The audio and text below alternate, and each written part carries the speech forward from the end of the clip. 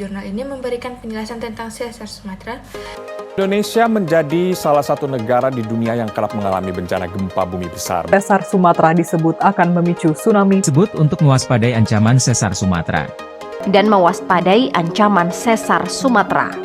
Assalamualaikum warahmatullahi wabarakatuh. Perkenalkan, nama saya Raihan Tiara. Saya dari Program Studi Teknik Geofisika jurusan Teknik Kebumian Fakultas Teknik Universitas Syah Kuala. Jadi di sini saya akan menjelaskan tentang poster yang telah saya buat, yaitu investigasi sudut pergerakan sesar di segmen Musi Kepahyang dengan menggunakan metode geolistrik. Sudut pergerakan sesar di segmen Musi, sesar Sumatera. Dengan menggunakan metode geolistrik konfigurasi Wenner-Schlumberger, hasil analisis menunjukkan bahwa sudut pergerakan sesar bervariasi antara 45 derajat hingga 90 derajat. Rekomendasikan penggunaan metode seismik refleksi untuk validasi yang lebih lanjut.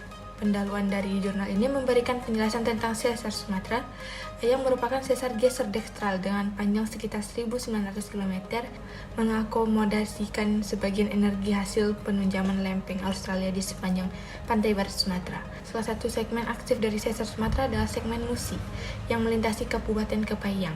Pada segmen ini terjadi gempa besar pada tahun 1979 dengan magnitud 6,0 dan pada tahun 1997 dengan magnitud 5,0. Segmen ini masih aktif dan berpotensi mengalami patahan masa depan, sehingga penting untuk melakukan penelitian guna menyelidiki tingkat akumulasi energi di segmen ini. Dalam metode penelitian ini menggunakan metode geolistrik tahanan jenis untuk menentukan sudut pergeseran sesar di segmen Musi yang merupakan bagian dari sesar Sumatera. Metode geolistrik tahanan jenis adalah teknik yang umum digunakan untuk eksplorasi geofisika untuk mempelajari struktur bawah permukaan tanah dengan mengukur resistivitasnya.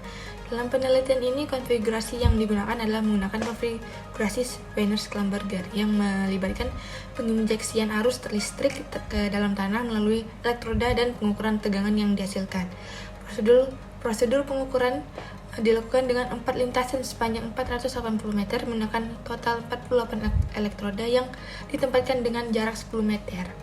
Proses ini bertujuan untuk mendapatkan data resistivitas yang dapat memberikan informasi mengenai struktur geologi di bawah permukaan termasuk keberadaan sesar dan sudut pergerakannya. Hasil analisisnya menunjukkan adanya kontras resistivitas, nilai resistivitas kurang dari 1100 dan lebih dari 200 meter. Kontras ini mengindikasikan adanya perbedaan material geologi yang dapat dihubungkan dengan keberadaan sesar. Sudut pergerakannya yang terdeteksi variasi antara 45 hingga 90. Pada lintasan keempat, hasil pengukuran menunjukkan bahwa sudut pergerakan tidak dapat diidentifikasi dengan jelas. Kemungkinan disebabkan oleh kontras resistivitas yang kurang. Maka, kesimpulan penelitian ini berhasil menentukan sudut pergerakan sesar di segmen Musi, sesar Sumatera dengan menggunakan metode geolistrik tahanan jenis dan konfigurasi Wenner-Schlumberger. Hasil analisis menunjukkan bahwa sudut pergerakan bervariasi antara 45 derajat hingga 90 derajat yang diindikasikan oleh kontras resistivitas yang signifikan.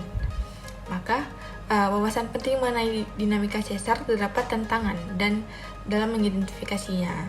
Jadi, oleh karena itu, untuk validasi lebih lanjut dan pemahaman yang lebih akurat, maka potensi risiko gempa di wilayah tersebut disarankan untuk menggunakan metode geofisika lain seperti seismik refleksi tadi.